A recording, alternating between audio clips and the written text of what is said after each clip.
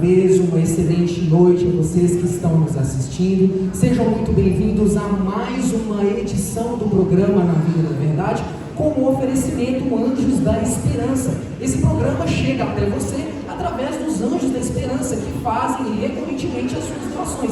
Aqui fica o meu convite: seja um anjo da esperança e compartilhe também dessa bênção conosco. Bem? Vamos dando início à nossa nova edição do programa Na Mira da Verdade. Eu tenho algumas perguntas aqui que os nossos queridos nos fizeram e eu gostaria de chamar aqui aquele que hoje está na mira. Ninguém, senão, é claro, ele, o querido professor, o Arlen Quadros. E aí, professor, tudo bem? Oi, tio, como é que você está? Tudo bem? Bem, graças a Deus. Como que está a família? Como que foi a viagem? Nossa, a viagem foi muito cansativa aqui, Tito, até Belo Horizonte, saí lá de Jacareí, né? Hoje de manhã. Foi muito cansativo, mas graças a Deus conseguimos chegar aqui bem, né? Aqui em BH. O pessoal recebeu ali muito bem. E está sendo uma bênção aqui. Eu gosto muito dos mineiros, né? Eu sou gaúcho, torço pro Grêmio, mas gosto dos mineiros. Deixa eu te perguntar uma coisa. Uma pergunta que os mineiros estão esperando vocês como queijo, né? Bom, assim, aqui em Minas realmente é o estado do queijo, né? Sim. Professor. Obrigado. Quer deixar algum abraço antes da gente começar, como de costume? Tito, eu gostaria de mandar um abraço para a igreja do Bandeirantes. Com certeza eles estão assistindo nosso programa agora nesse exato momento. Gostaria de deixar um abraço aqui para o pastor Henrique, né, que é um pastor que tem nos abençoado bastante lá em Minas Gerais, BH. Então eu gostaria de mandar um abraço aqui para toda a igreja do Bandeirantes, ok? Um forte abraço ao nosso querido pastor e à igreja que está nos acompanhando e a todos que estão nos assistindo também. Professor, eu tenho aqui algumas perguntas, mas eu fiquei sabendo que a gente tem um convidado especial, né, que vai participar conosco no programa, né, um professor, um teólogo adventista, né, que tem muito conhecimento para poder trazer aqui. Eu gostaria de chamar o professor Leandro Quadros para poder participar conosco. Olha essa professor.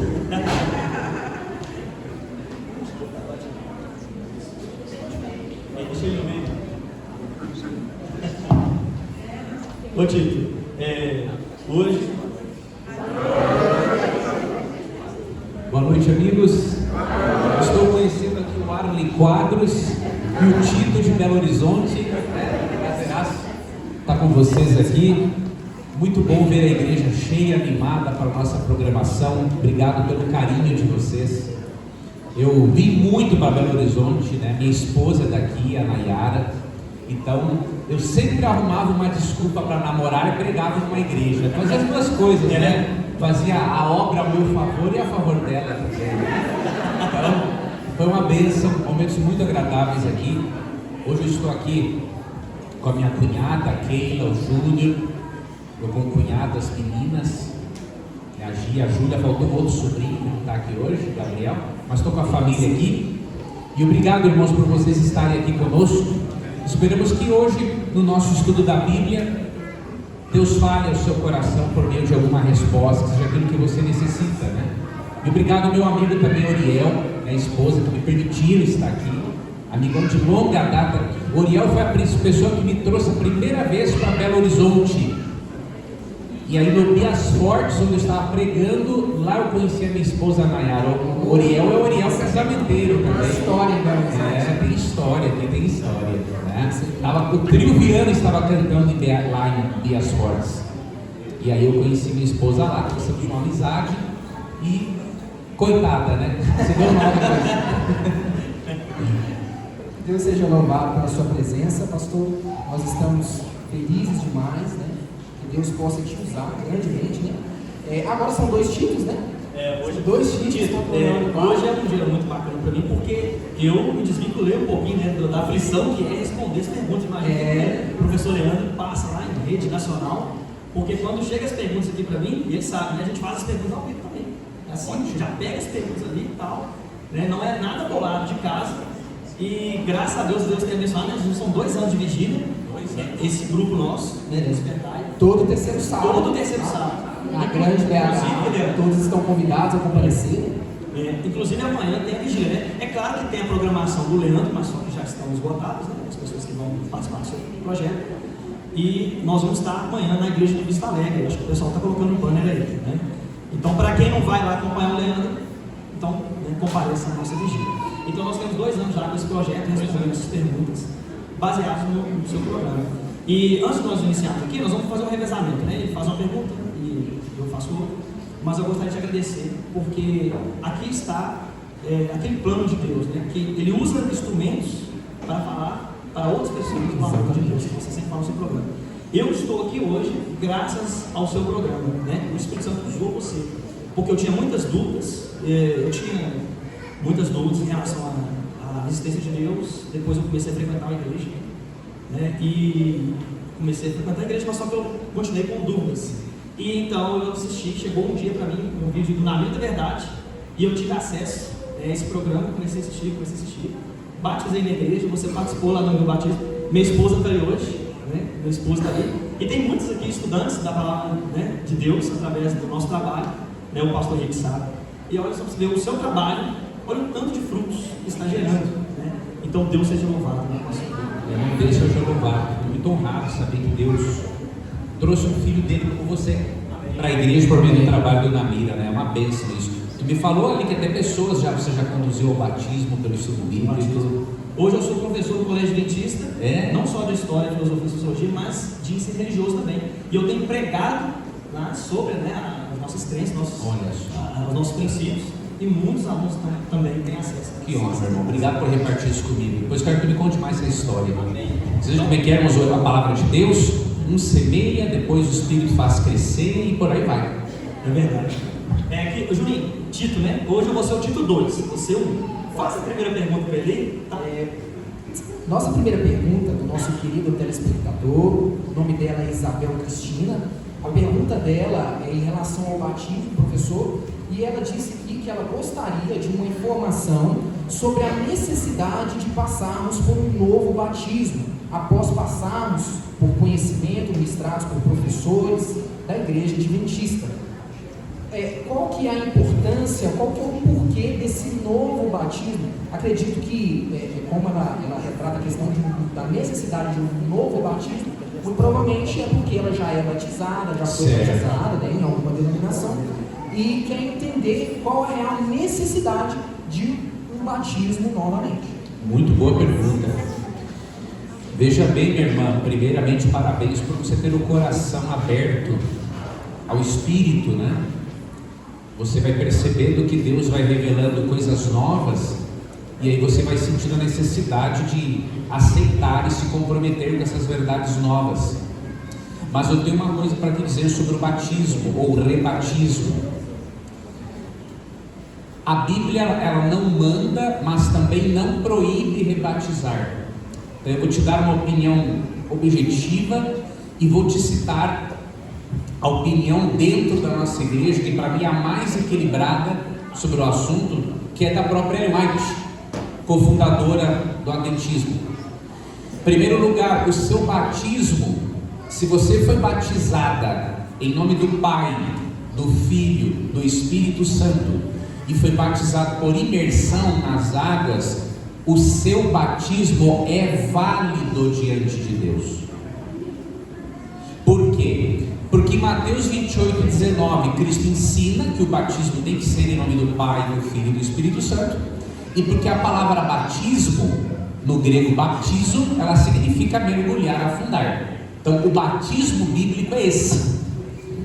Então como que Ellen White aborda esse assunto no livro Evangelismo, ali a partir da página, acho que 372, 373, ela diz o seguinte, que todo cristão que é batizado nas águas e ele aceita doutrinas bíblicas que nós ensinamos, essa pessoa é livre para decidir entre ela e o Espírito Santo se ela vai fazer um novo batismo por reassumir,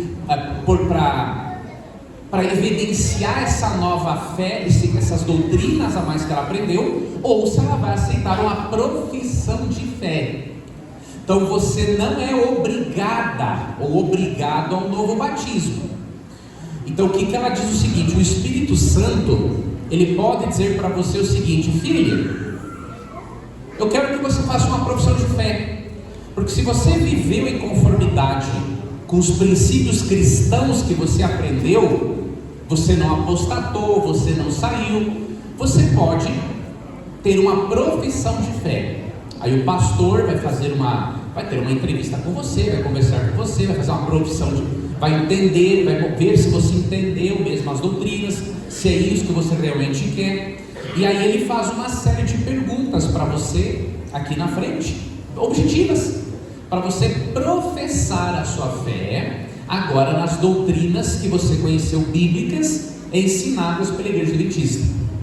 Agora pode ser que o Espírito Santo coloque no seu coração: filho, eu quero que você refaça o seu casamento espiritual com Jesus por meio de um novo batismo.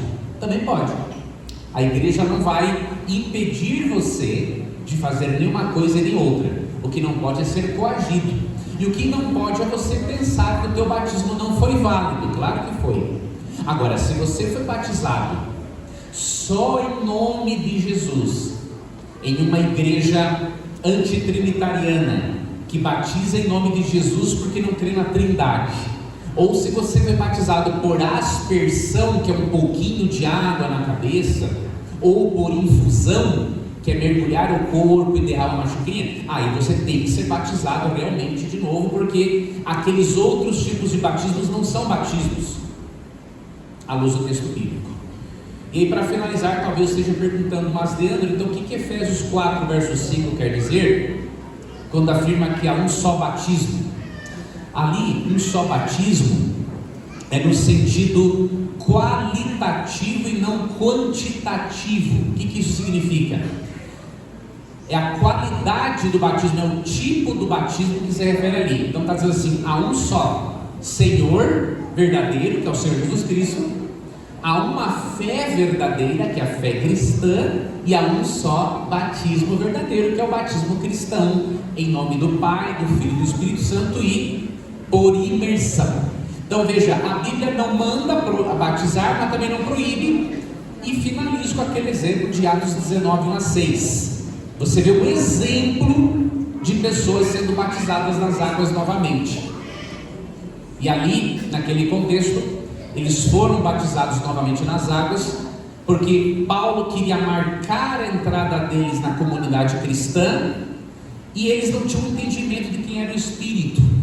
Então quando Paulo explica quem é o Espírito, os batiza nas águas novamente, que eles tinham sido batizados no batismo de João, por imersão, aí os batiza agora para entrarem na igreja cristã, como membros, não só judeus, mas judeus cristãos agora, e aí eles recebem o Espírito Santo. Então eu creio que essas referências bíblicas nos ajudam a termos esta oposição equilibrada que a Ellen White apresenta para nós. Então olhe para o seu coração, veja o que o Espírito Santo está lhe dizendo, e aí você conversa com o pastor da igreja, e ele vai direcionar você, para você abraçar essa nova fé, essas doutrinas complementares que você está aprendendo agora. Amém. Que bênção. Professor, agora você está na mira. Agora eu quero ver você sair dessa, professor. Agora eu quero ver você estar na mira. Pergunta capciosa. Qualquer coisa, eu tenho meu companheiro Tito aqui, Leandro, o Arley Quadros me ajudar, né? A bênção. Que bom. A pessoa não colocou o nome, tá? Mas ela perguntou assim: ó, se matar é pecado, por que então Deus mandava matar? Não é uma quebra do 6º mandamento? Muito boa pergunta. Alguém tem aqui, acho que não tem errada a tradução, ter assim. Eu gosto de ler o mandamento: não matarás. Não, tá bom, obrigado. O mandamento não matarás, na tradução ecumênica da Bíblia, está mais claro. Você sabia que o mandamento não matarás não é uma proibição de executar a pena capital sobre um criminoso? Não é. E eu lhe provo biblicamente. Primeiro, Não matarás, Êxodo capítulo 20, verso 13. Existem palavras hebraicas diferentes para matar na Bíblia. A palavra hebraica tem uma palavra que é realmente tirar a vida, e outra palavra que é homicídio. Você sabia que tem uma diferença entre tirar a vida e praticar homicídio? Vou te dizer. O que é tirar a vida? Gênesis 9, 5 e 6.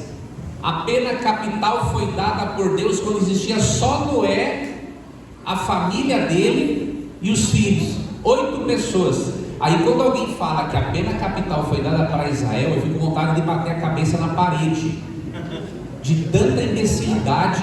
A pessoa A está mais por fora do que a árvore de barril. Esse é o Arley Quadros. Olha aqui, ó. Será que Deus disse para Noé transgredir o mandamento não matarás? Vamos ver aqui. Se alguém derramar o sangue do homem, pelo homem se derramará o seu, porque Deus fez o homem segundo a sua imagem. Verso 5, no 6. Certamente requererei o vosso sangue, o sangue da vossa vida. De todo animal requererei, como também da mão do homem, sim, da mão do próximo de cada um, requererei a vida do homem. Olha que interessante. Deus aqui está autorizando tirar a vida de um criminoso que matou alguém que é a imagem e semelhança de Deus. O que o mandamento proíbe é o homicídio. Ele não proíbe o Estado de executar a pena capital após o devido processo legal. Quer um exemplo do Novo Testamento? Romanos 13, 1 a 8. O apóstolo Paulo, no verso 4, no verso 5, reconhece que o Estado é a espada de Deus para passar na navalha. Então o que você tem que entender? Quando Deus usou Israel para duas coisas: como agente de evangelização e como agente de juízo. Nós não podemos dizer que quando Deus orientou Israel a eliminar nações pagãs, eles estavam praticando homicídio. O que é o homicídio na Bíblia? É matar inocente. Esse é o homicídio. Essa é a palavra hebraica para o não matarás em Êxodo 20, verso 13. Agora Deus não proíbe o matar no sentido de tirar a vida daquele criminoso. Só que óbvio, gente, na Bíblia tudo tinha um devido processo legal. Eram crimes específicos, não era qualquer crime. E aí, para finalizar, porque esse é um assunto muito amplo para eu entrar agora aqui, Deus, amigos, não mandava tirar a vida daquelas pessoas pagãs por qualquer motivo, tá? Se você quer entender o porquê que Deus chegou ao ponto de usar Israel como instrumento de justiça, você tem que ler pelo menos 2 capítulos na Bíblia, Levítico 18 e Levítico capítulo 20. Não, e leia também Gênesis 15 e 16. Por quê? Em resumo, Deus tolerou um período de 400 anos os pagãos. E o que os pagãos faziam em 400 anos, irmãos? Levítico 18 e Levítico 20. Leia esses 2 capítulos. Só vou dar um resumo. Entre as coisas que eles faziam, irmãos, eles praticavam relações sexuais com os próprios filhos, vô com netos, tios com sobrinhos, animais. E ainda eles presenciavam os pais sacrificando os filhos para as divindades pagãs. Então, irmãos, aquele mundo pagão da época foi uma gangrena moral. O que um médico tem que fazer diante de uma gangrena, irmãos, no membro do corpo? O que ele tem que fazer para salvar o corpo? Tem que cortar, tem que amputar. Então, para Deus salvar o corpo, salvar a humanidade, Ele teve que amputar aquela gangrena moral. Veja, não é que Deus goste disso, não é, irmãos? Deus é amor, Deus quer a vida. só que ao mesmo tempo Deus é juiz e Ele tem que executar dessa forma. E aí lembre-se que a maior de todas as penas de morte que vai existir será aquela do lago de fogo, e aquela vai ser pesada, né? Porque Ellen White comenta no Grande Conflito, página 544, 545, que uns vão queimar mais tempo do que outros no lago de fogo, para pagar proporcionalmente as suas obras. Ou seja, Hitler vai demorar muito tempo queimando lá, e o diabo vai ser o último de todos. Então quando você pensa assim, ai, a Bíblia fala da pena de morte, cara, não tem pena de morte maior do que a do juízo final. É verdade. Então tira da sua cabeça essa frescura, ai, pena de morte. Você tem que entender, a Bíblia ensina isso. E lembre-se, a base é a sacralidade da vida, Gênesis 9, 5 e 6. Eu não estou dizendo, né, não, agora você vai sair matando os outros aí, pelo amor de Deus. O que Deus autorizou aqui é o Estado, e com o devido processo legal. Você e eu, civis, não somos autorizados a fazer isso. Nós não praticamos vingança com as próprias mãos, né? Então tem uma diferença entre vingança e justiça. Romanos 12, 17. Não pratique vingança com as próprias mãos. Justiça pelo Estado, Romanos 13, 1 a 8. Então a Bíblia não se contradiz, ela só se complementa, tá bom? Verdade, né, professor? É o último recurso que Deus usa, então, essa pena é verdade. É o último recurso. Muito bem respondido. Leandro, não entendo por que Jesus pagou o preço pelos nossos pecados. Para quem Ele pagou? Se pagou algo, pagou para alguém. Quem? Essa pergunta é da nossa querida que nos assiste, está informando como auxiliadora. É isso mesmo, certo? Auxiliadora. Oi? Vocês, As né? prioridades. Pode ficar em pé, gentileza, para se identificar. Excelente. Qual que é o seu nome? Auxiliadora, auxiliadora. Muito obrigado. Amigos, muito boas perguntas mesmo, parabéns. Quero ajudar essa nossa querida irmã. Vou ler aqui, vou mencionar um texto e vou ler um segundo. Por que Cristo pagou pelos nossos pecados? Para com quem é o nosso débito, né? Romanos 6,23 diz assim: o salário do pecado é o quê?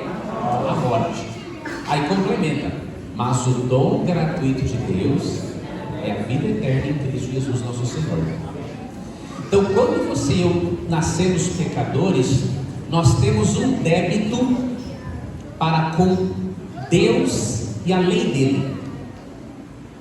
De acordo com a lei de Deus, a vida eterna é só para quem não peca, para quem está intimamente conectado à fonte de vida que é Deus.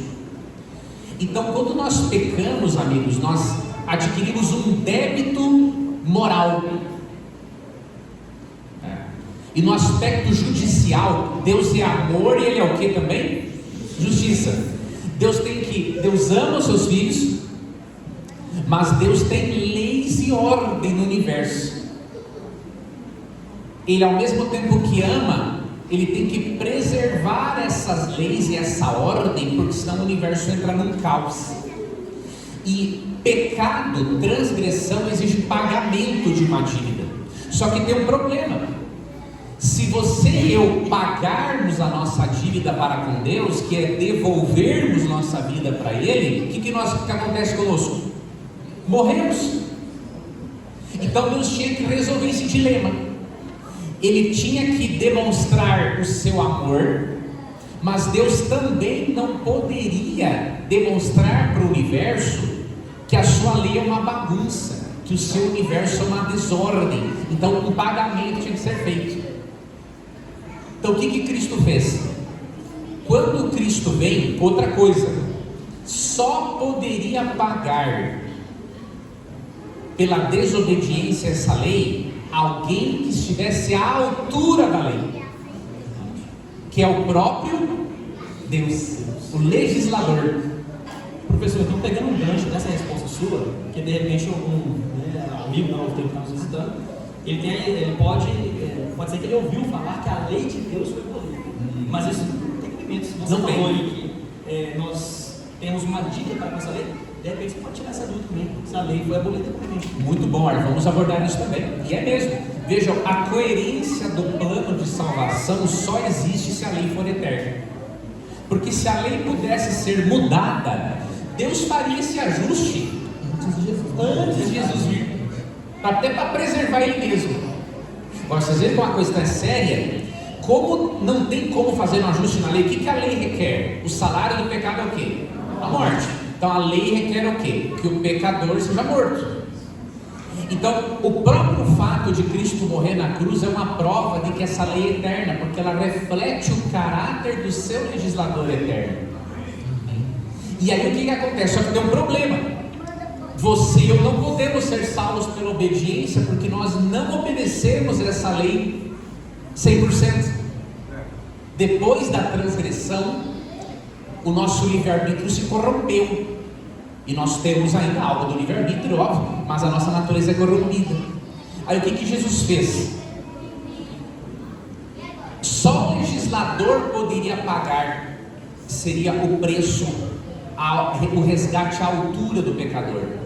Então o que ele faz? Ele vem, se transforma num ser humano, não peca. Quem não peca merece morrer? Não, mas Jesus morreu. Aqui que está o pulo do gato. Como Jesus não merecia morrer e ele morreu, Deus adquire o direito legal perante o seu próprio universo. Deus adquire o direito legal de transferir a justiça de Jesus para todo aquele que o recebe como Salvador pessoal. Então, e aí Colossenses 2,14, que é um texto muito interessante, e aí eu leio esse aqui, diz que na cruz, aqui Paulo usa um termo muito interessante para ilustrar esse nosso débito para com Deus.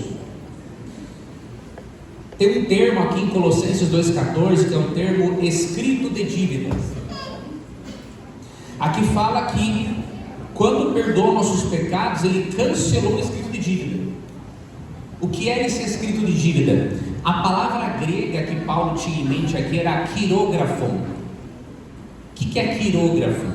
Quirógrafo, amigos, era uma nota promissória no certificado de débito. Quando eu era criança, eu lembro que nós poderíamos ir no mercado, assinar uma nota promissória do que estava devendo, e aí no final do mês, você pagava aquela nota, você resgatava, jogava fora. Aqui diz que Cristo perdoou nossos pecados, cancelando o nosso escrito de dívida. Esse certificado de dívida aqui é o nosso débito para com Deus. Então, quando Cristo morre na cruz sem merecer, Ele paga o nosso débito, porque o legislador da lei é a única altura de pagar por essa lei. Então Ele morre por nós, Ele resolve a dívida, aquele certificado de dívida, Ele rasga na cruz, diríamos assim, e agora quando você o aceita pela fé, Ele transfere a justiça dele para você, e aí você pode ser salvo. Aqui eu finalizo com uma outra questão. Talvez um visitante diga assim: mas Leandro, se eu sou uma pessoa boa, por que eu não posso ser salvo sem aceitar Jesus? Aqui que está o detalhe. Mesmo que você seja uma pessoa boa, você ainda tem um débito para com a sua vida de pecado. Se você não aceitar o meio provido por Deus para você pagar esse débito, você não pode ser salvo, mesmo sendo uma pessoa boa. Porque se você parar para analisar, no fundo, você não é tão bom como você pensa que você é. Você pratica coisas boas, mas você ainda é um pecador. Então você precisa da justiça de Jesus para você ser salvo. Amém. Então vamos para a próxima pergunta aqui, professor. Aqui também com certeza é de uma nossa amiga, né, que nos visita. Meu nome é Meire, e ela pergunta assim, como vai ser, ela tem dúvida, né? Como será o arrebatamento? Ele será secreto ou não? E o que dizer então dessa segunda chance que nós teremos depois que o Espírito Santo se retirar da terra né? E ficávamos aqui 7 anos. Professor, explica isso aqui para nós. Que história é essa aí, professor? Que nós vamos ficar aqui 7 anos na Terra depois que o Espírito Santo se retirar. Essa é uma crença muito difundida. É uma teologia chamada dispensacionalismo. Nossos irmãos dispensacionalistas creem que Deus administra o plano de salvação em diferentes dispensações ou períodos da história da humanidade. Eles creem que na dispensação ou período da igreja, que é o período no qual nós nos encontramos, o que vai acontecer? Eles creem que nesse período da dispensação ou período da igreja, são 7 dispensações principais, nesse período a igreja é arrebatada secretamente antes da grande tribulação, e aí passa-se um período de 7 anos. Nesse período de 7 anos, os justos estariam no céu, onde haveria o governo mundial, o restabelecimento de Israel, o domínio do anticristo, e após os judeus sofrerem uma perseguição muito forte por parte do anticristo, ao final de 7 anos, Jesus viria em glória e majestade com a igreja que foi arrebatada antes. E sabe qual é a base para esses 7 anos? Eles pegam a profecia das 70 semanas de Daniel 9, separam a 69ª semana da 70ª semana. Aí a última semana da profecia eles interpretam como sendo 7 anos, que é o período que a igreja vai estar no céu, vai ter aqui os judeus restabelecidos e a perseguição do anticristo. É uma teologia construída. Como que foi difundido isso? Especialmente pela Bíblia de Estudo de Scofield. Essa Bíblia existe até hoje. Vocês imaginem, irmãos, lá século 18, 19, não, 20, por ali, não tinha Bíblias de estudo. E aí o pregador Scofield, com base nessa teoria, ele divulga isso na Bíblia de Scofield. Então por isso que hoje a grande maioria dos cristãos aceita isso. Então eu só dei um resumo da teoria e vou ler um texto agora, ou 2, para mostrar para você, minha irmã, que por mais que esses irmãos dispensacionalistas, eles são sinceros na crença deles, a Bíblia não divide a volta de Jesus em 2 etapas. Aqui está o detalhe da verdade, né? Porque eles dividem a volta de Cristo em 2 etapas, né? Primeiro arrebatamento secreto, e depois dos 7 anos. Dos 7 anos. Ah, lembrei para dizer, nessa do arrebatamento, Jesus viria só até uma altura do céu, arrebata a igreja, e ele recebe os seus e volta para lá. Ela não é visível e pública, exatamente, ela é secreta. Então Cristo vem nas nuvens, mas para a igreja apenas. Aí depois de 7 anos, Cristo vem com a igreja de lá e para o mundo. Nossa. Confuso, né? É confuso. Vamos ver um texto de muitos, mas só para você ver 2 coisas. Primeiro, a Bíblia não separa a volta de Jesus em 2, e a Bíblia não ensina que o arrebatamento vai ser secreto, ensina que vai ser visível e audível. Quer ver? 1 Tessalonicenses 4, 16 e 17. Antes, tu me ajuda também a ler aqui, meu amigo? Leia para nós, que você já sabe, Mateus 24, 30 e 31. Tá, Mateus 24, 30 e 31. Isso. O Arley Quadros vai ler esse e eu vou ler o outro, tá bom? E meu amigo Tito aqui também, tá? Dá um brilhante, né? Não, vocês são feras, eu gostei, parabéns pela ideia do projeto, fortalece muito a igreja. É muito bacana. Tá. Pode ler, meu amigo. Professor, vou ler então. Então aparecerá no céu o sinal do Filho do Homem. Todos os povos da terra se lamentarão e verão o Filho do Homem vindo sobre as nuvens do céu, com poder e muita glória. E ele enviará os seus anjos com grande clamor de trombeta, aos quais reunirão os seus escolhidos dos quatro ventos, de uma a outra extremidade dos céus. Veja, esse texto, ele mostra Cristo vindo nas nuvens do céu, só que diz ali, ó, que quem vai se lamentar ao vê-lo no céu? Todos os povos da terra. Então não é uma vinda nas nuvens secreta só para a igreja. Você vê? Todos verão Jesus voltar. Então, a volta de Jesus é um evento só. E aí ainda diz que todos os anjos reunirão. Eles gostam de aplicar esse texto para depois dos 7 anos, mas o texto não dá margem para isso. É um evento só. Primeiro porque não dá para você separar a profecia de Daniel. Eu não vou entrar nesse ponto agora, mas veja, é um evento só, irmãos, em que todos veem. Professor, e tem um toque de trombeta também. Ah, você entrou no ponto. Que você pode explicar. Evento audível. Exato. Toque de trombeta. Por que tocar trombeta, irmão, para anunciar a volta de Jesus se é secreto? Vocês entenderam? E em Tessalonicenses 4, ó, repete essa questão da trombeta. E aqui eu vou ler esse para você ver a palavra arrebatamento, em que contexto ela está. Porquanto o Senhor mesmo, dada a sua palavra de ordem, ouvida a voz do arcanjo e ressoada a trombeta de Deus, descerá dos céus, e os mortos em Cristo ressuscitarão primeiro. Depois nós, os vivos, os que ficarmos, seremos arrebatados juntamente com eles entre as nuvens para o encontro do Senhor nos ares, e assim estaremos para sempre com o Senhor. Queridos, vocês viram a palavra aqui, arrebatados, no verso 17.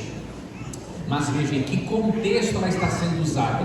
Tem aqui, ó, palavra de ordem, voz de arcanjo, e o que mais? Você viu? Trombeta. Toque de trombeta. Então, há o arrebatamento da igreja, mas não é secreto.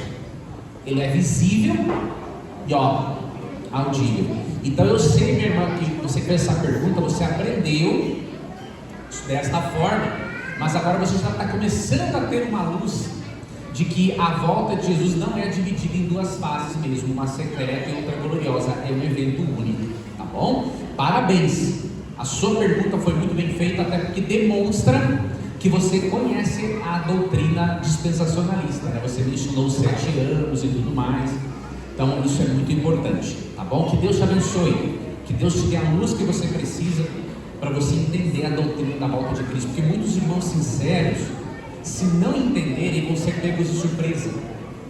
Você imagine, você acha que Cristo vai arrebatar a igreja secretamente, e aí você vê ele voltando em glória e majestade, vai confundindo a cabeça. Então foi muito bom você fazer essa pergunta. E eu recomendo, continue estudando aqui com a igreja, com a Novo Tempo, para você entender bem a volta de Jesus, e aí você não ser pego de surpresa quando ele voltar. Amém. Dito. Estou gostando do assunto, né? Então, porque tem várias perguntas, né, relacionadas, né? E aqui eu vou já selecionar 2 perguntas, né, que tangem um assunto aproximado, né, que é o que a gente está falando aqui também. São de pessoas diferentes, e a primeira diz assim: uma vez que Jesus veio ao mundo como homem e não pecou, é possível viver neste mundo sem pecado? E quando a porta da graça se fechar, os que estiverem salvos irão pecar? E a do outro telespectador diz: a partir do momento em que a pessoa crê em Cristo, em seu último momento de vida, ela pode ter a certeza da sua salvação? Boas perguntas. Eu mesmo já faço as 3, né? Posso ler? Os 3. Todo olho verá a volta de Jesus simultaneamente. É correto afirmar que toda a população estará concentrada em um só ponto da Terra, ou estaremos espalhados pelo mundo todo? Interessante a pergunta. Vamos para essa última primeiro, né? Ótimo, já que é o assunto anterior. Queridos, Deus vai se projetar na Terra de uma forma que todos vejam ao mesmo tempo. A Bíblia não ensina que todos, né, estarão reunidos num só lugar, não. Mas as pessoas, Deus vai se projetar você vê que tem eclipses que acontecem que em boa parte do mundo se consegue ver aquilo ali ao mesmo tempo. Imagine Deus, que é o criador das leis da física. Ele vai se projetar. A volta de Cristo é um evento natural ou sobrenatural? Sobrenatural. E Apocalipse 6, 14 a 17 diz que o céu vai recolher-se como um pergaminho, ou seja, o azul do céu vai sair de cena e Deus vai aparecer. Cristo aparece com todos os anjos. Então não vai ter quem não veja. Ele vai se projetar de uma forma sobrenatural para que todos vejam ao mesmo tempo. Tá bom? Sobre a outra pergunta de Cristo, essa é uma pergunta importante, só que existe um pressuposto equivocado por trás da crença de alguns irmãos, que é o seguinte: se Jesus veio e viveu sem pecar, isso significa que eu posso viver sem pecar. Esse pressuposto está errado. Jesus veio e não pecou para provar que Adão e Eva não precisavam ter pecado. É diferente. Cristo venceu para mostrar que Adão e Eva não precisavam ter caído e que a lei de Deus não era difícil de ser obedecida antes da corrupção da natureza.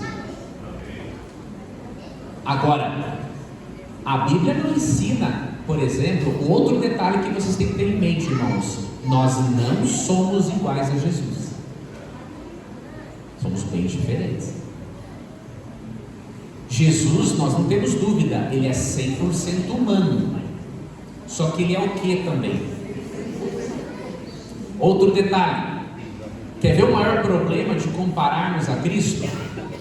Você e eu nascemos pela união do espermatozoide de um homem pecador e do óvulo de uma mulher pecadora. Jesus nasceu assim? Não. Lucas 1,35. Respondeu-lhe o anjo: descerá sobre ti o Espírito Santo, e o poder do Altíssimo te envolverá com a sua sombra. Por isso também o ente santo que há de nascer será chamado Filho de Deus. Jesus estava ali no óvulo de uma mulher pecadora, especial, escolhida por Deus, só que ele não era resultado do espermatozoide de um pecador. A terceira pessoa da Trindade fez com que a segunda pessoa da divindade entrasse ali. Dizer que nós somos iguais a Cristo é uma aberração. Até porque, de qual de nós é possível dizer o seguinte, o ente santo que há de nascer de você? Qual de nós pode ser chamado de ente santo? Impossível. O que acontece na conversão? Quando você aceita Jesus, o Espírito Santo liberta você do poder do pecado. Aí sim, você não é mais escravo do pecado, mas você não é liberto ainda da presença do pecado, tanto porque ele está na tua natureza e porque você está no mundo que tem pecado. Então o resumo disso: você não pode ser pecadeiro, que vive na prática do pecado, que faz do pecado o estilo de vida. Porque se você é um pecadeiro, você é um escravo do pecado, diz Romanos 6. Mas se você é um pecador que está crescendo pela graça, eu tenho uma excelente notícia para você: você não só pode, mas você deve ter certeza da salvação. Só quem não pode ter certeza da salvação é quem não aceitou a Jesus ou quem está sendo um pecadeiro. Se você é um pecador justificado pela fé em Cristo, e Cristo volta hoje de noite, se Ele volta hoje à noite você é um pecador, mas não é um pecadeiro, e você já aceitou como teu Salvador, a graça dele vai cobrir o que te falta e vai te colocar no meio do céu. Então você não só pode, você deve ter certeza da salvação. Se nós não temos certeza da salvação, irmãos, tem uma coisa errada com a nossa compreensão teológica, com a nossa relação com Cristo. Então você não vai nunca viver sem pecar. Agora você vai deixar de ser pecadeiro, sim. Quando Cristo voltar, quando a porta da graça, a oportunidade de salvação se encerrar, o tipo de pecado que nós não praticaremos mais serão os pecados da rebeldia, os pecados dos pecadeiros. Mas não significa que você não será mais um pecador. Isso é uma ilusão, né? Você não deve acreditar nisso. Você tem que buscar sempre ser melhor, crescer na graça, na santificação. Agora, pensar que você vai chegar um momento que não vai pecar mais antes da glorificação, aí eu vou ter que te dizer uma coisa: você está iludido, você vai ter uma profunda decepção, você nunca vai chegar nesse nível, você precisa ser glorificado. 2 textos para você equilibrar esse assunto: 1 João 8 e 1 João 3, 9. 1 João 8, João diz assim, que quem diz que não tem pecado é mentiroso. Agora 1 João 3, 9, ele fala que aquele que aceitou a Deus não vive na prática do pecado. Então você viu a diferença? Tem uma diferença entre deixar de ser pecador, que é o que acontece quando nos convertemos, e deixar de ser um pecadeiro, né? Nós deixamos de ser pecadeiros na conversão, mas não deixamos de ser pecadores, irmãos. Na glorificação, sim, aí o problema será resolvido definitivamente. Amém, professor. Nosso programa de hoje está quase chegando ao final, mas nós temos mais 2 perguntas, né, pastor? Mais 2 perguntas. 7 minutos? 7 minutos, professor Leandro Paz. Eu acho que você vai conseguir responder essa dúvida aqui e a outra ali de uma nossa amiga visitante também da Novo Tempo, tá bom? Ela está visitando hoje.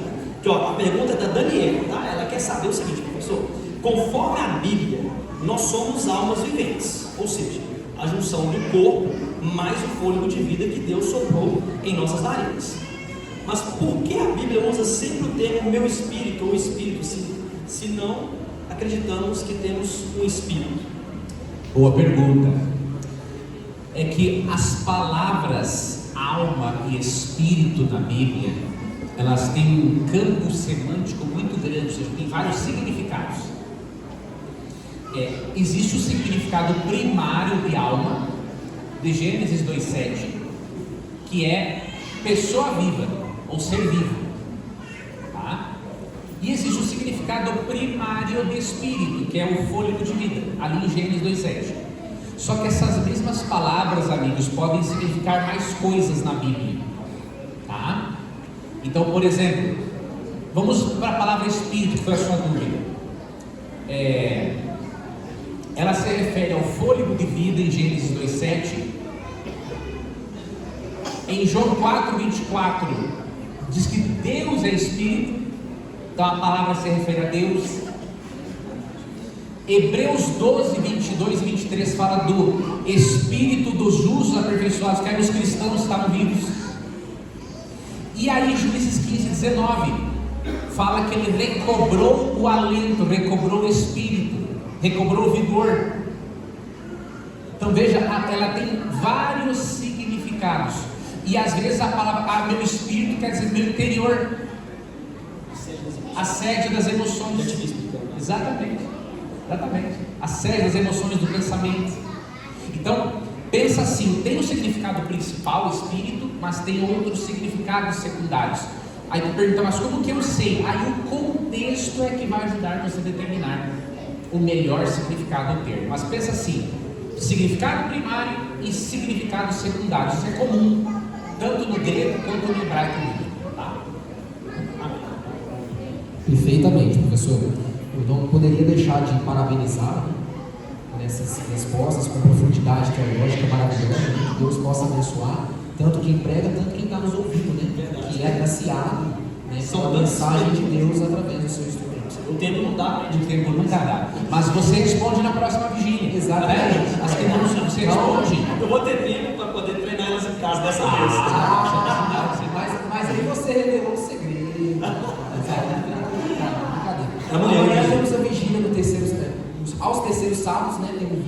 Todos os meses, né? Vamos E amanhã combinar a gente tem o nosso visitante, ó, você não pode, assim, nem todas as perguntas dão tempo de responder. Então, venha na vigília deles, pode ter certeza.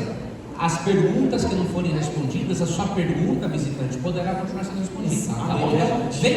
Venha, participe, vai ser uma honra saber que você participou da programação da igreja.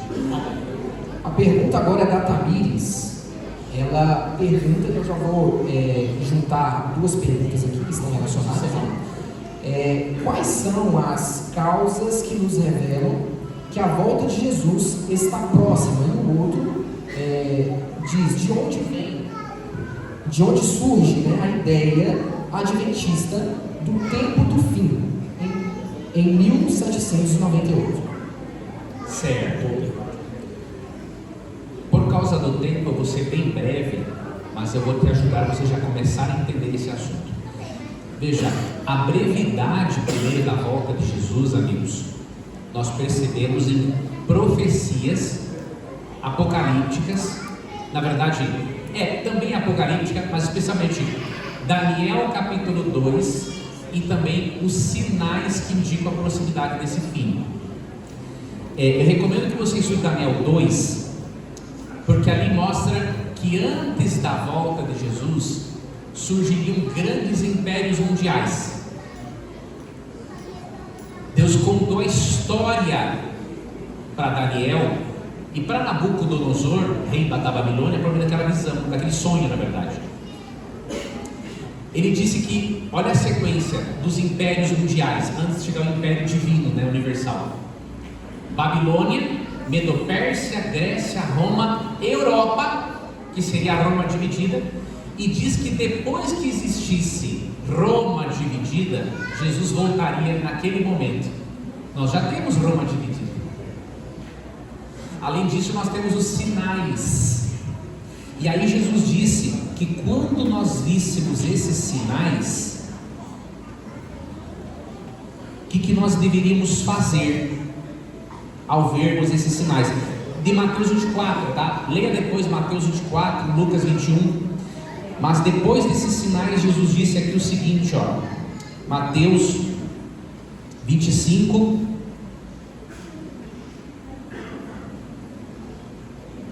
versículo... Não, Mateus 24, verso...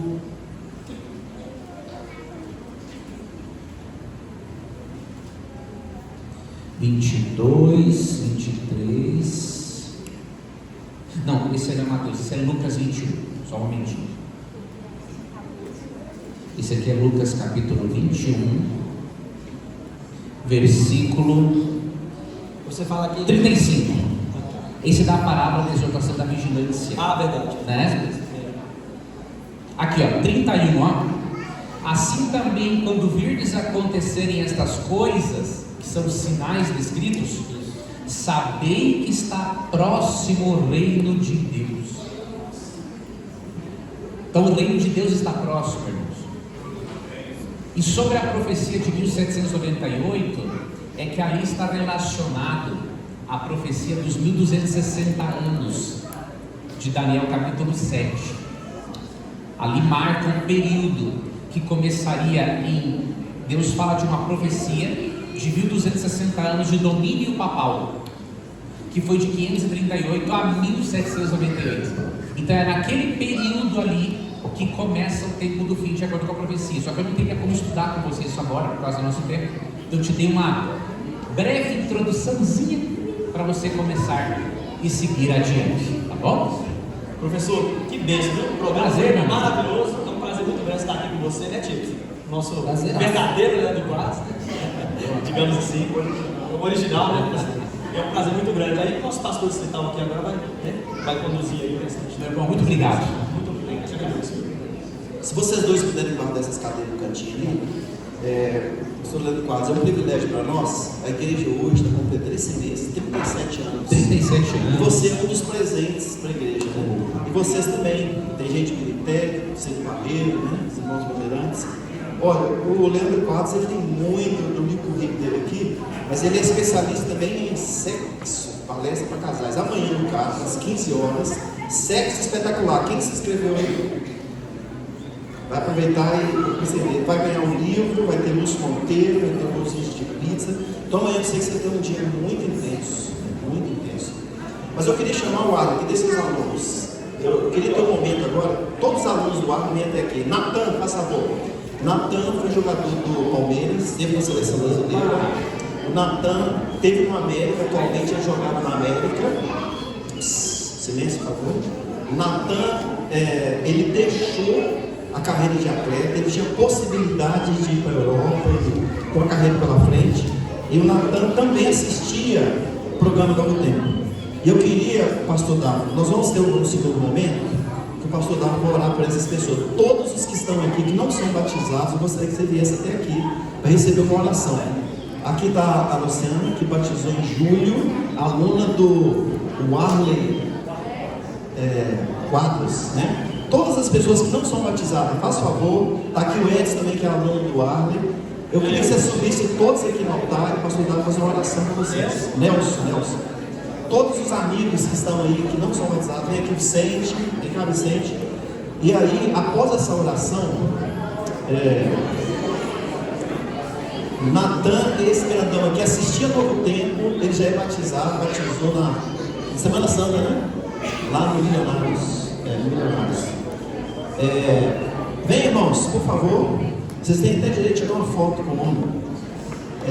E aí eu queria pedir o pastor para orar por vocês. O pastor Leandro Quadros, após a oração, você dá uma última mensagem, que amanhã o dia está intenso, né? Amanhã você estará de manhã, minha esposa vai ficar pequena amanhã, 3 horas no carro, então o dia está intenso, por isso que a gente lamenta não poder passar a noite toda aqui, porque ele tem uma agenda muito intensa amanhã. E após essa oração, você dá a última mensagem e o trio Matrix encerra com a mensagem no final, né? Depois que você der a mensagem. Nós vamos orar por vocês agora, porque eu sei que Deus tem uma bênção especial para cada um de vocês e também a família de vocês. Muito obrigado por terem vindo, muito obrigado por estarem conosco. Vamos orar? Eu peço desculpa, eu vou ficar de costas para vocês, para eu poder orar aqui olhando para eles que estão nos prestigiando, os nossos irmãos que se batizaram recentemente. Fechem os olhos e vamos falar com Deus neste momento. Maravilhoso Deus, nós te agradecemos imensamente por tua palavra, pelos esclarecimentos que o Senhor tem nos dado para entendermos os teus planos para a nossa vida. Obrigado, Senhor, porque muitas pessoas têm entendido as verdades bíblicas e têm tomado a decisão de praticá-las em suas vidas. E nós temos aqui pessoas que se batizaram recentemente, fizeram renúncias, abandonaram, ó Deus, tantas coisas para poder te servir, e nós louvamos o teu nome porque nós sabemos, ó Deus, que não tem nada melhor, não tem nada mais importante do que nos prepararmos para a volta de Jesus. Existem outros amigos, irmãos nossos, que também estão no vale da decisão, Pai. Que essa noite tenha sido a noite da decisão deles para poder entregar a vida ao Senhor por completo. Para poder se unir à tua igreja e junto conosco, que somos imperfeitos, estamos sendo transformados diariamente, mas junto conosco, ó Deus, vão se preparar para a volta de Jesus. Que o Senhor abençoe todos esses nossos irmãos que estão aqui à frente e que essas bênçãos se estendam às suas famílias também. É o que nós te pedimos, em nome de Jesus. Amém. Podem sentar vocês, amigos? Então, professor, o momento final contigo, último recado, o trio canta uma música, você faz essa recomendação e deixa. Muito obrigado. Obrigado, pastor. Irmãos, vamos fazer uma reflexão de 5 minutos, tá bom? Para nós encerrarmos.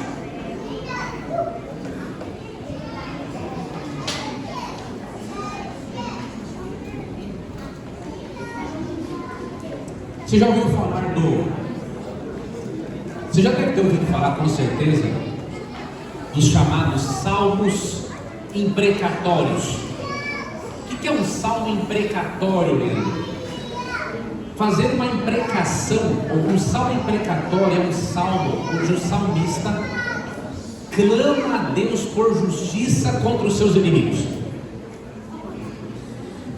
Algumas pessoas chegam a pensar que os salmos imprecatórios contradizem o princípio cristão de amar os inimigos, mas eu te garanto que não. Primeiramente, as pessoas não sabem o que é amar o inimigo. Quando Cristo fala em amar os inimigos em Mateus 5,44, se você ler do verso 43 ao 48, você vai entender que amar o inimigo é você não pagar o mal com o mal. Amar o inimigo não é sentir amor por ele, mas é você agir de uma forma amorosa. Quer ver um exemplo? Você acha que é possível você amar um inimigo como tu ama um amigo? Só se você for uma pessoa doente, né, mentalmente. Você tem o mesmo sentimento por alguém que te faz bem, por alguém que te faz mal. Então aí você tem um problema psiquiátrico gravíssimo. Eu não vou entrar nesse mérito porque eu não sou médico e eu nem bato bem na cabeça também, né? Agora veja, quando a Bíblia fala em amar o inimigo, não é você sentir algo por ele, é você agir com o princípio. Na Bíblia, o amor é mais do que sentimento, é uma ação. Então, o que Cristo fala em Mateus 5, 43 a 48? Assim como Deus dá o sol e a chuva, até mesmo para os maus, se um inimigo seu precisar de comida, de roupa, dê para ele, mesmo que você não esteja com vontade, porque aí você está amando o seu inimigo em atitude, não simplesmente em sentimento. Então Deus não está pedindo para você gostar de alguém que Ele odeia, como que você gosta de alguém que te ama. Não é a mesma coisa. Agora Deus pede o seguinte: ame no sentido de agir fazendo certo, mesmo que ele não mereça. Então essa é a primeira coisa que eu quero dizer. Sobre o salmo imprecatório, agora você vai perceber o porquê que um salmo imprecatório não é falta de amor cristão. No salmo imprecatório, o salmista deseja que Deus vinque-o diante dos seus inimigos. E não há nenhum problema em fazer isso. Se alguém lhe fez o mal, você foi injustiçado, o que Deus não quer é que você pague com a mesma moeda, mas Deus quer que você viva como um princípio. Se aquela pessoa precisa de um alimento, você dá. O filho dele precisou de algo, ajude. Agora, você não é obrigado a manter relações íntimas, próximas, né, com uma pessoa que te odeia e que massacra você emocionalmente. Até a Bíblia fala em Provérbios 14:7, afaste-se do tolo, porque nele não há palavras de conhecimento. Algumas pessoas acham que ser cristão é ser masoquista. Não é. Cristão é você agir e amar por princípio, mesmo que você não esteja com vontade de fazer aquilo. E mesmo assim, a Bíblia autoriza você. O salmo imprecatório, o que ele me ensina para mim? Que eu tenho que desabafar com Deus sobre aquilo que eu sinto. Quando eu falei isso uma vez no meu canal no YouTube, vários escreveram: nossa, isso não condiz com o amor cristão. Eu tive que dizer: então você é mais espiritual do que o profeta Davi, que foi inspirado? Davi, o salmista, na verdade, aqui no Salmo 137, ele estava com tanta raiva do que Babilônia fez para o povo de Israel, que ele falou o seguinte, verso 7 do Salmo 137: contra os filhos de Edom, lembra-te, Senhor, do dia de Jerusalém, pois diziam: arrasai até os fundamentos, filha da Babilônia, que has de ser destruída. Feliz aquele que te der o pago do mal que nos fizeste. Feliz aquele que pegar teus filhos